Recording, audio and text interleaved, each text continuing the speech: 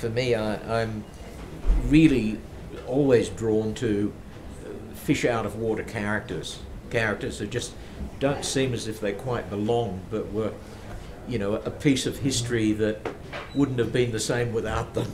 I didn't know anything about Moberg, and the fact that he really existed, I just couldn't stop thinking about him. And then I'm reading this script about him. It's got Major League Baseball in it, and it's got World War II, and it has espionage, and it has anti-Semitism, and I think, my God, this covers everything. If there was something about the Titanic, it would have been my father's dream movie. Well, there's a little bit of the Titanic in it. There was our little boat journey, 3 guys and a cameraman and a bathtub. I mean, that's stretching it, man. Well, we got close. I mean, yeah, that's about there was ice to be broken. It was cold that night. Well, it's just extraordinary. The fact that there was a guy that played baseball for 15 seasons and was known as the smartest man in baseball, spoke several languages, joins the OSS, learns about the Manhattan Project, and then becomes a spy, and his mission is to determine whether Werner Heisenberg, Nobel-winning physicist, is close to developing an atomic bomb for the Nazis, and if so, he is to kill him. And I mean, this is true. This is a true story. It's so insane, you can't believe it.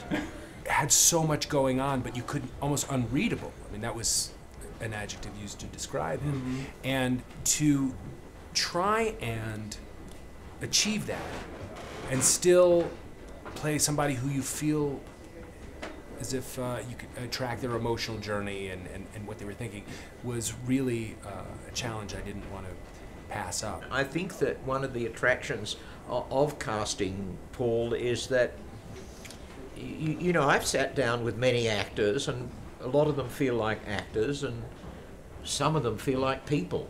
And you thought, well, this person is going to seem real on the screen. I know it sounds, you know, very simplistic, and I'm making it more simple than it actually is, but I really did get that sense from Paull that he would bring a reality to it which was really elusive. I mean, you would read this man's OSS personnel file, and one officer would say, this man is a hero, and another officer would say, this man is a total pain in the ass.